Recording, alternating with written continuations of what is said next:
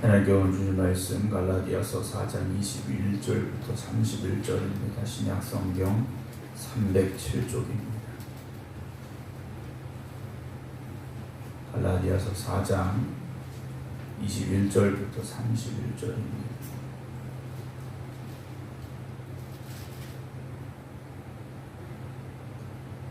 내게 말하라. 율법 아래 있고자 하는 자들아, 율법을 듣지 못하였느냐?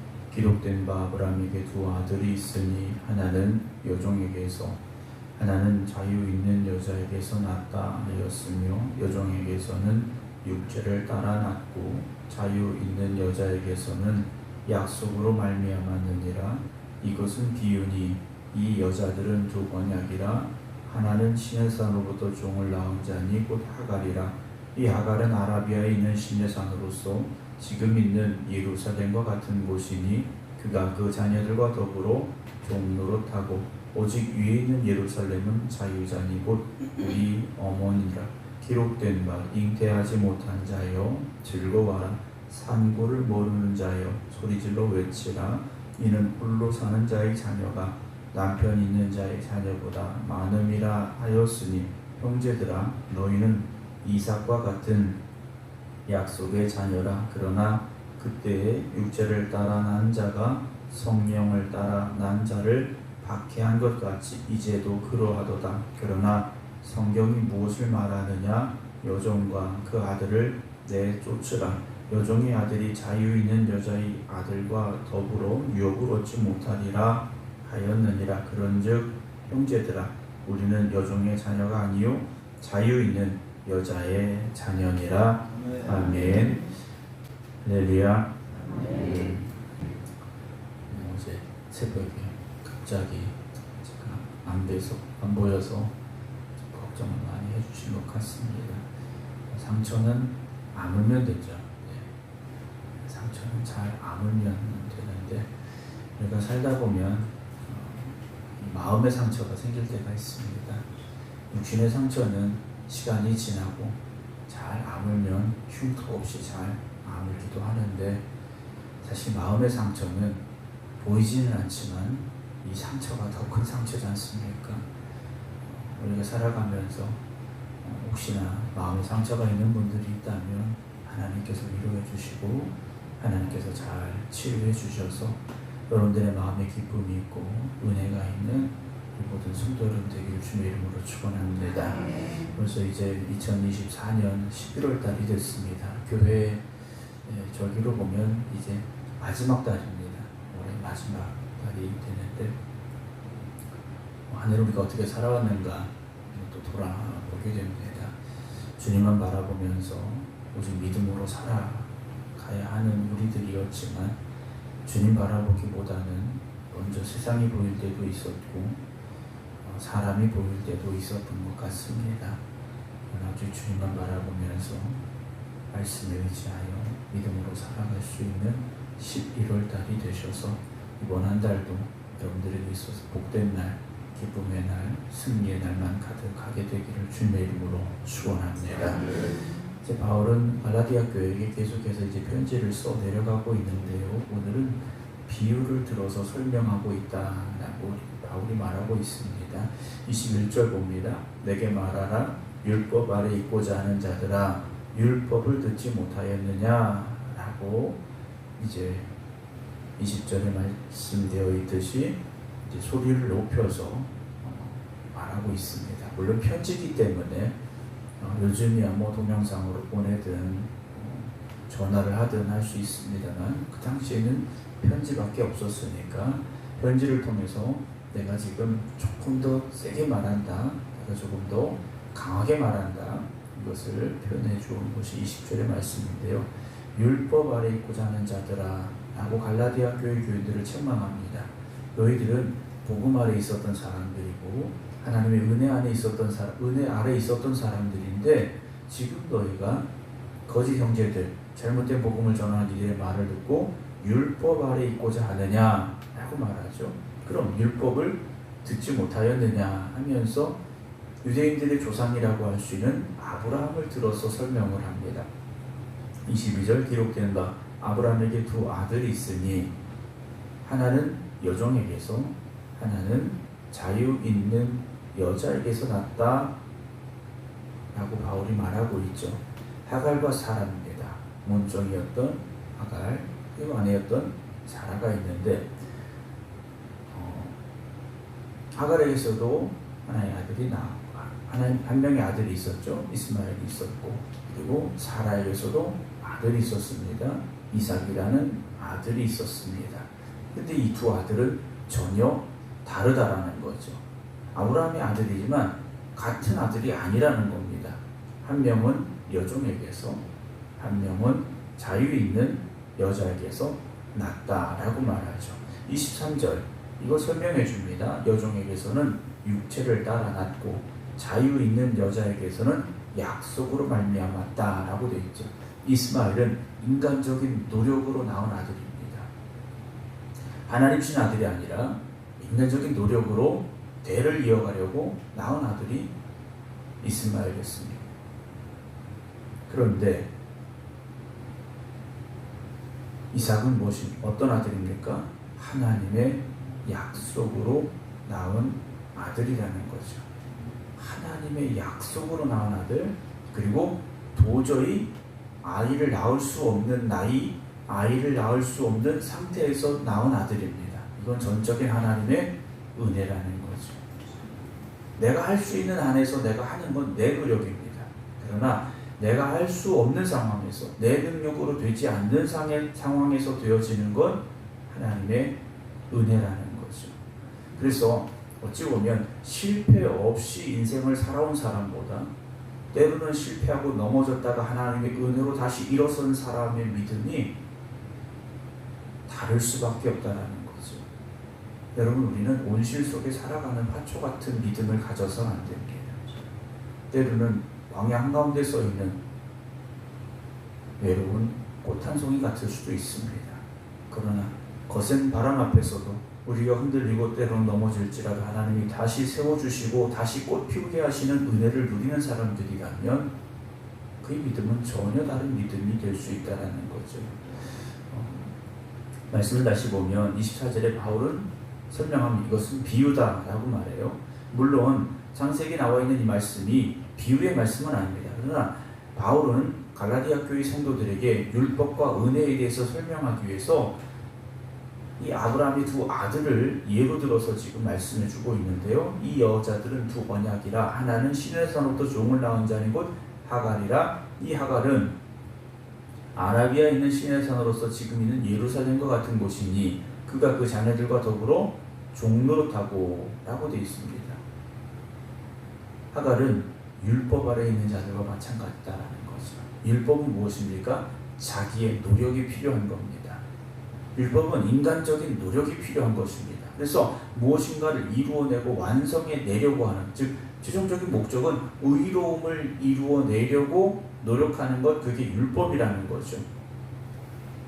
하지만 26절에 오직 위에 있는 예루살렘은 자유자인 곧 우리 어머니라. 기록된 바 잉태하지 못한 자 즐거워하라. 산고를 모른 자의 소리질러 외치라. 이는 홀로 사는 자의 자녀가 남편 있는 자의 자녀보다 많음이라 하였으니 형제들아 너희는 이삭과 같이 약속의 자녀다 라고 바울이 갈라디아 교회 성도들을 격려하고 위로하고 훈계하고 있다는 거죠. 어찌 보면 갈라디아 교회 성도들은 유대인이 아니라는 것, 우리가 아브라함 후손이 아니라는 어떤 약점을 가지고 있는 사람들입니다. 그래서 그것을 보완하기 위해서, 그 부족한 것을 채우기 위해서 율법이라는 것이 꼭 필요하구나 라고 생각을 했을지도 모른다라는 거죠. 여러분, 우리는 부족한 게 많은 사람들입니다. 완전하지 않습니다. 저도 여러분들도 완전하지 않아요. 하나님께서 우리의 완전함 때문에 우리를 부르신 게 아니라는 걸 우리는 알아야 됩니다.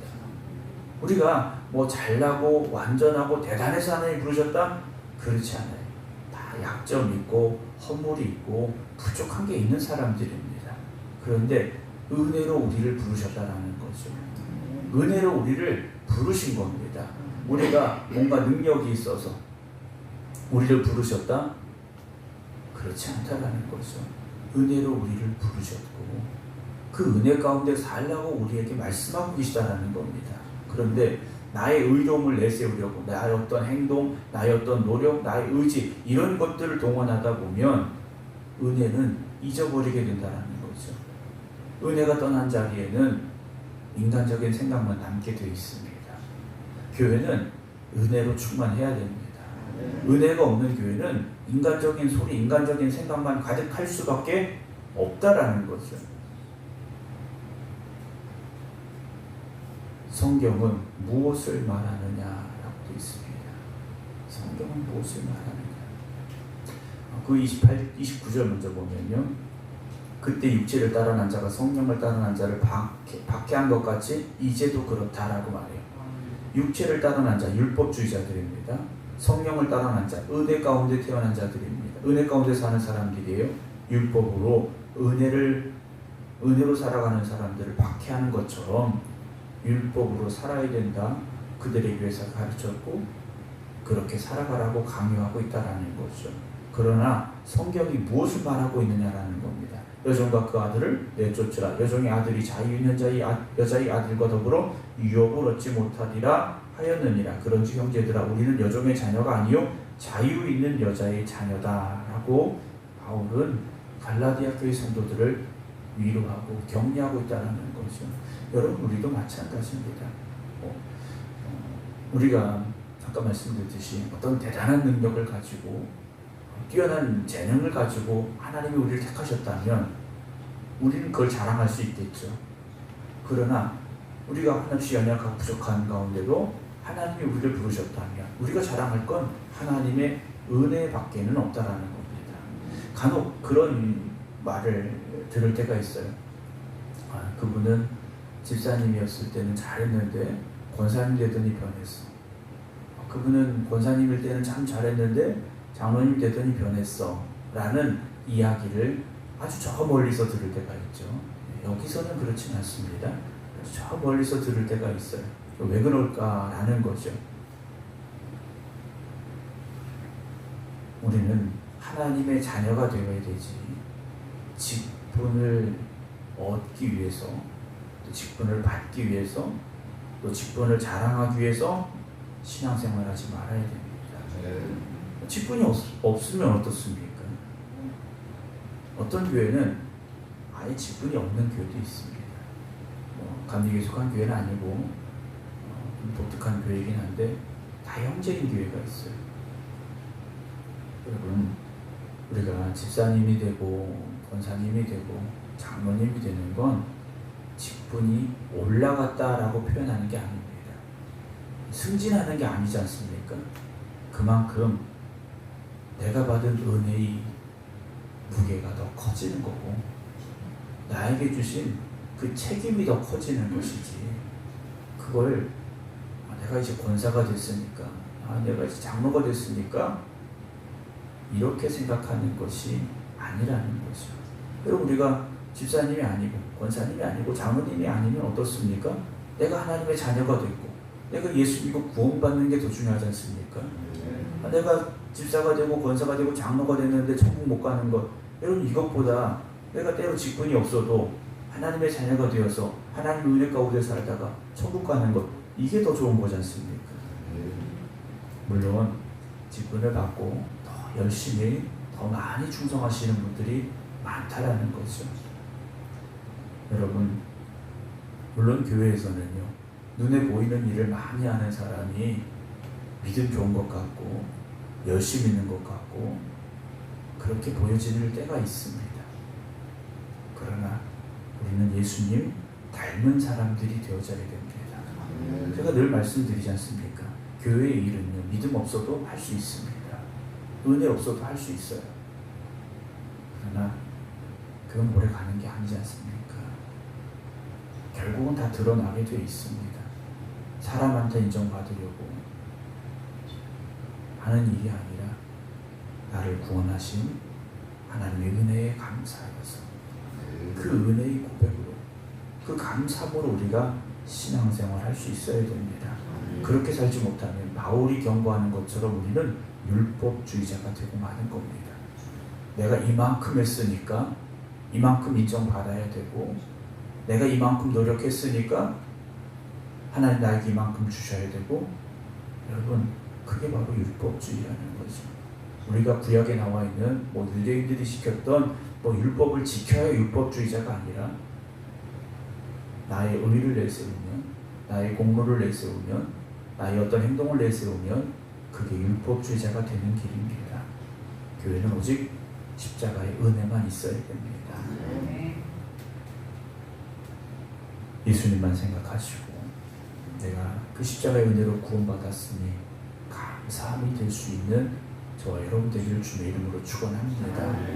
군인들, 경찰들 이런 분들 보면 정복을 입을 때가 있습니다. 근무복, 평상시에 있던 군복 이런 게 아니라 정복을 입을 때가 있어요. 정복을 입을 때는 왼쪽 가슴에 자기가 받은 상들을 쭉 약장이라고 해서 달게 되어 있습니다.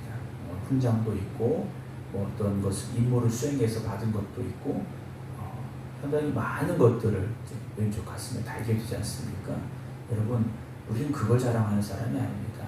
오직 예수 그리스도의 십자가의 은혜, 그 은혜만 있으면 되지 않습니까? 내가 신앙생활을 몇 년을 했고, 내가 어떻게 했고, 그건 이력서에나 들어가는 거죠. 그러나 하나님 나라의 생명책에는 그런 게 다 필요 없지 않습니까? 오늘도 저와 여러분들이 오직 예수 그리스도의 십자가의 복음에 그 은혜가 나를 여기까지 인도하셨고 나를 구원하셨습니다.